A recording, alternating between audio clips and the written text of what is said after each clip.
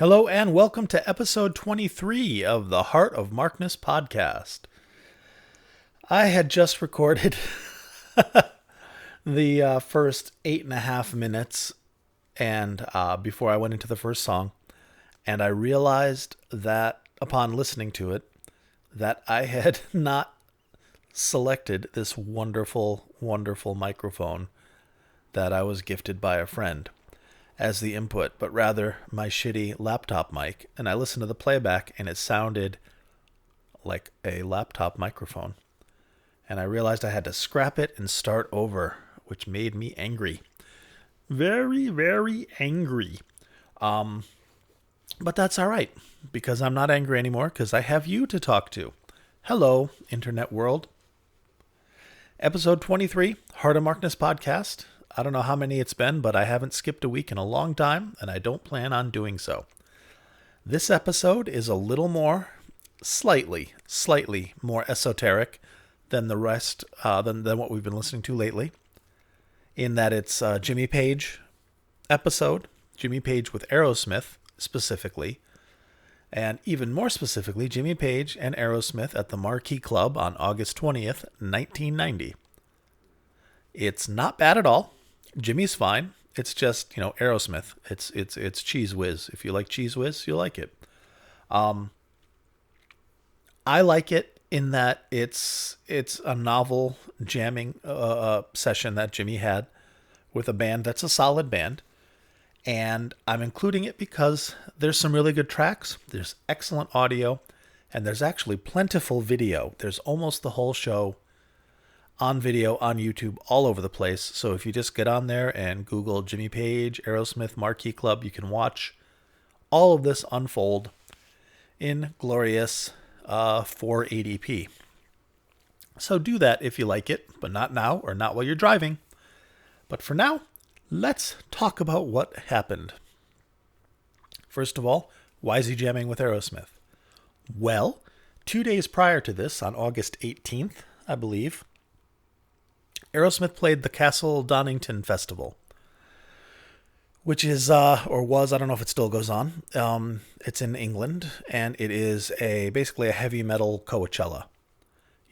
Back then it would be bands like Dio and Iron Maiden and Aerosmith. And Jimmy got on and jammed with the Aerosmith at that show, but I'm not including anything from that because I don't have it. And this is a better gig anyway. And then 2 days later, Aerosmith played a small club gig at the famous Marquee Club, which is like where the Stones played in the early 60s. Really small club. It's beautiful. And Aerosmith played a small gig there, and they did a lot of blues numbers and things. And they brought Jimmy out for a handful of songs. And it was fun. And I think after the Outrider tour wound up at the end of November of '88, I think Jimmy was kind of looking for his next project. I mean, The Firm didn't really take off the way he wanted it to. And then the Outrider album did not sell well. I think it barely made gold. And that might have taken some time to do. And the Outrider tour, surprisingly enough, did not sell tremendously well. I believe there were a few venues, a few gigs that were canceled, and a few gigs that may have been downsized from, one place to a smaller place. I saw him in Worcester at the Worcester Centrum, and it was packed and it was great. But, Jimmy didn't have the drawing power of Zeppelin. And it's something that Robert Plant encountered too. By 1985, Shaken and Stirred, he was not selling out the arenas anymore. And then, surprise, surprise, the next time around, both Jimmy and Robert, come 1988, suddenly decide that it's okay to play Led Zeppelin songs again, and boom, their careers are rejuvenated. But after the Outrider tour, I think Jimmy was looking for what to do next. I mean, he started jamming around. He would come out and just do a song or two with various artists. He jammed with Bon Jovi. He jammed with Poison, although I think that was more an embarrassment. I think he was really hammered. Aerosmith, of course. Harry Connick Jr. at one point. And this other, I'm gonna do a nod to this in some other podcast episode when I just deal with more of Jimmy's jams. He got on stage or up on with a it sounds like a hotel band or just a clubhouse band that is almost identical to the Will Ferrell and a Gasteyer duo of the Culps. I'm Bobby Mohan Culp. And they would just sit and do real stiff, super white, square Ned Flanders versions of songs on keyboards. And be like, oh, hot mic, real hot mic. It's a band that sounds almost identical to that. That for like 90 minutes, Jimmy's up there jamming with them. And it's funny because it's a woman singer, if I recall correctly. And she's very much like, well, what do you think about that? Let's hear it for Jimmy Page. And just the incongruity of that whole thing is just unbelievable. And we'll get to that at some point. But this is Aerosmith in a small club. Excellent soundboard recording. Great energy. And when Jimmy comes out and Steve Tyler introduces him, the whole crowd goes, Jimmy, Jimmy, Jimmy. And Steven Tyler says something like, feels good, don't it? And it's just kind of a nod. And I think Jimmy was looking for that, Obviously, he's an artist. He has an ego. Boy, does he have an ego. And on the video, it's sweet because he's like, oh, jeepers, thank you guys, just smiling. But, he's drinking it up too. He's lapping it up. And it's sweet to see. So let's get into very soon. Before I do, I want to say that Aerosmith kind of pissed me off in that they're responsible for the hearing loss that I have in my right ear. My right ear don't hear so good because in 1984 they had a reunion in 84 when Joe Perry joined the band again after leaving, and they had their version of the Copenhagen warm-up shows in Concord, New Hampshire in a small theater, and because they're from New Hampshire and I'm from New Hampshire as well. So I went up there, and it's a small theater, almost like a high school theater. And there's Aerosmith right there. And I muscled my way to the front of the stage, literally elbows on the stage. And the music was so loud because they had their stadium or their arena set up in a small theater. It was so loud that I could not tell what song they were playing, even though my hand was resting on Joe Perry's foot.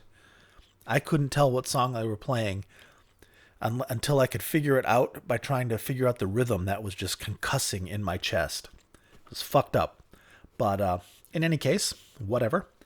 Here, let's listen to I Ain't Got You, a nice little blues tune in which Aerosmith and Jimmy have some fun. So, August 20th, 1990, Aerosmith, Jimmy Page, Heart of Markness. We got a guest for you tonight, baby. One of your fellow countrymen. The man who set us on the map helped us. Mr. Jimmy Page.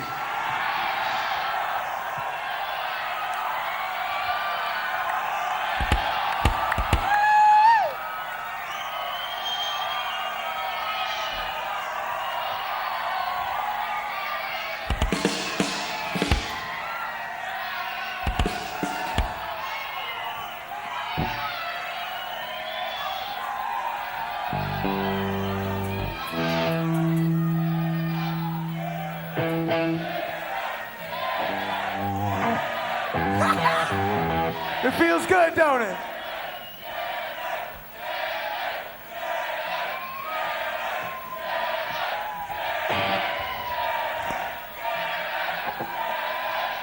All right.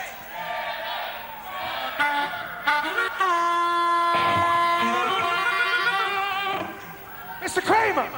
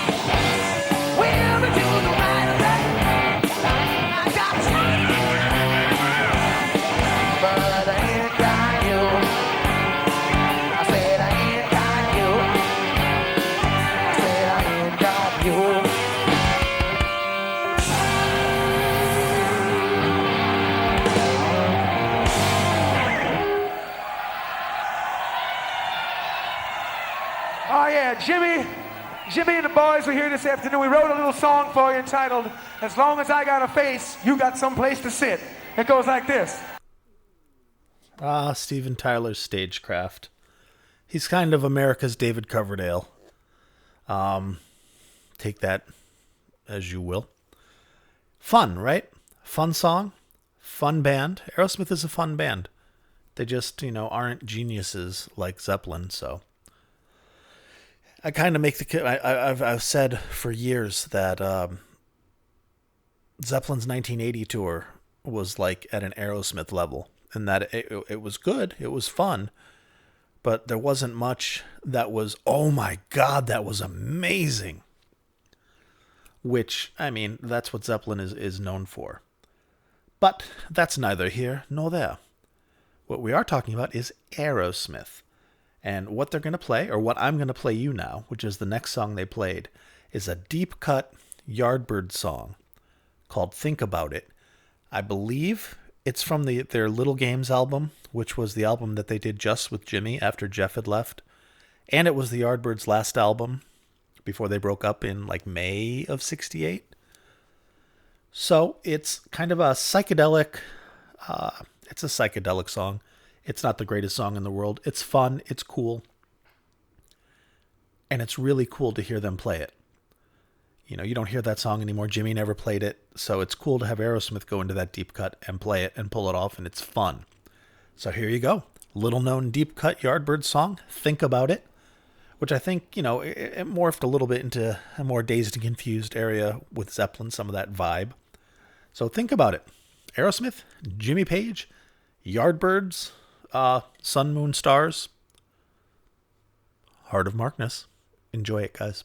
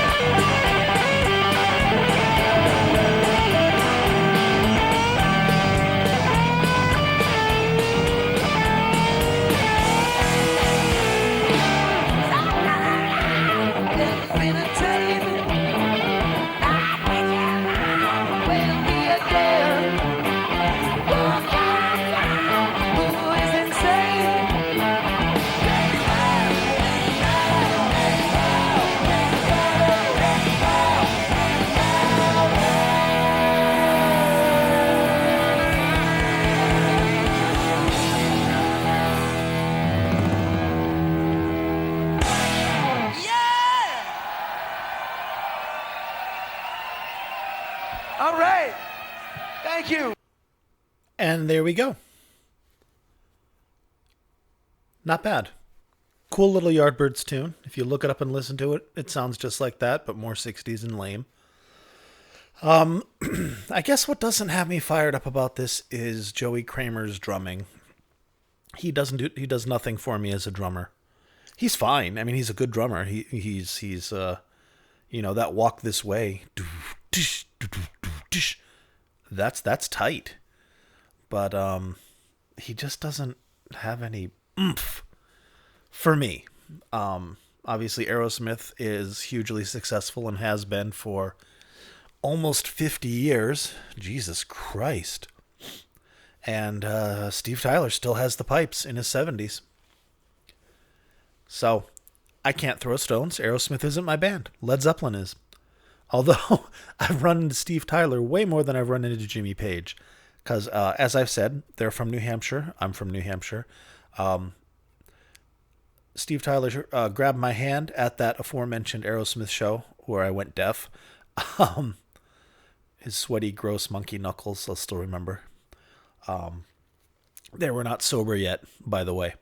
That was once. And then another time was at Daddy's Junkie Music on South Willow Street, or off of South Willow Street in Manchester, New Hampshire. I was going to get strings or something for my guitar. And this little MG Roadster pulls up, vroom vroom, with Steve Tyler. Pops out. Chitter chatter, chitter chatter, chitter chatter a mile a minute. Going into the music store, and I was just, Steven Tyler. But I mean, I didn't want him to know that I was flipping out, going, oh my God, Steven Tyler. So I just kind of watched him go in. Got a brief acknowledgement of like, hey man, as he walked by. And went on my way, because, I didn't want to not look cool by going in and being a fanboy and doing something dumb, like get an autograph. So, that happened, and I went to high school with a couple of his cousins. I can't remember their names. They were older than me, but my neighbor across the street dated one of them, and I worked with another one at a retail job, like my first retail job. Caldor department store. Think smart. Think S-smart. Anyway, that's enough rambling and meandering down memory lane. Hey, you want to hear Aerosmith play the Immigrant Song, even though Steve Tyler doesn't know the lyrics?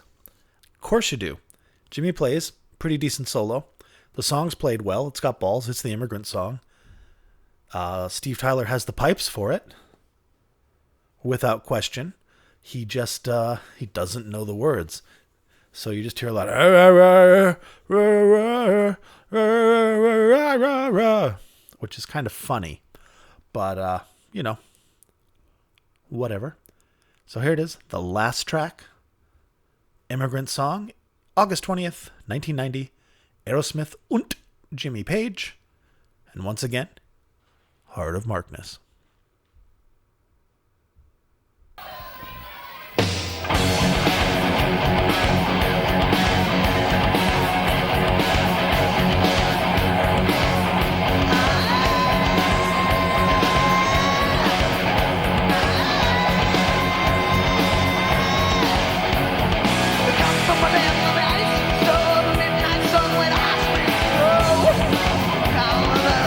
Guys, right.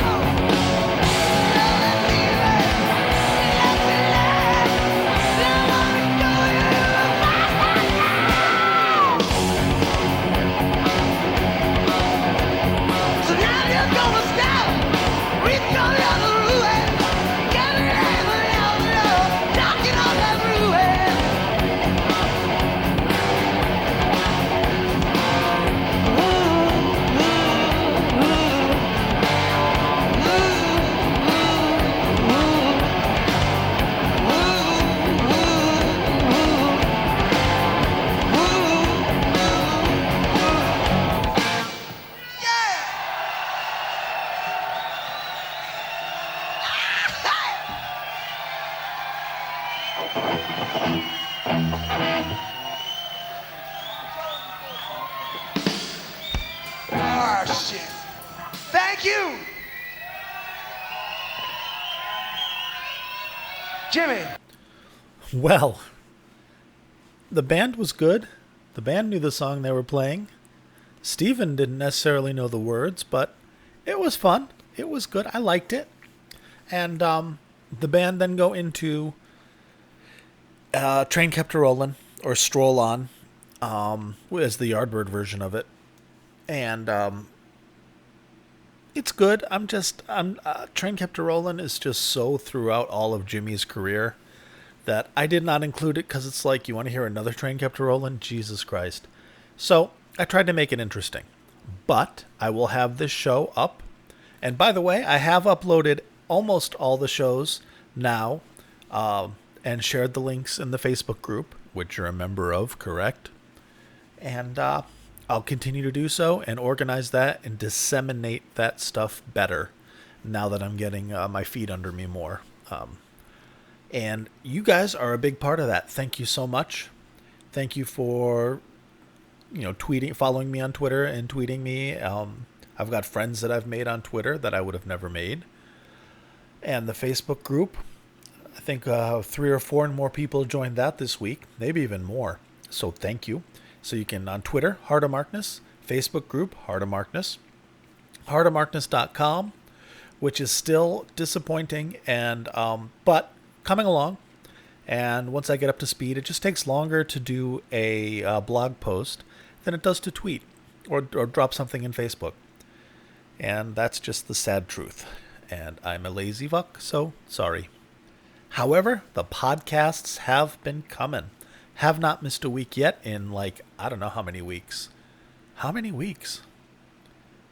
A lot. Months now. Months. So I'll keep doing it if you keep listening. And thank you for leaving reviews. I got a couple reviews this week that are just really, all the reviews are heartwarming. They make me feel great. They really encourage me to keep doing this. And it makes me happy that all around the world, in Norway and Denmark and Israel and Chile, and of course the UK and shit everywhere, there are people who love Zeppelin. And then there are people who like this podcast, and it makes their day, and it makes my day to know that. And it makes me happy to have people comment man, like last week's, the 77 podcast from last week when I played Achilles' Last Stand from the Badge Holders show. One of the most popular bootlegs. Everybody has it. Everybody's heard it. But somebody took the time to contact and leave a review that was like, man, I have not... Oh, it was a tweet. It was a tweet. I haven't listened to Achilles from the Badge Holders show in so long, and I forgot how awesome it is.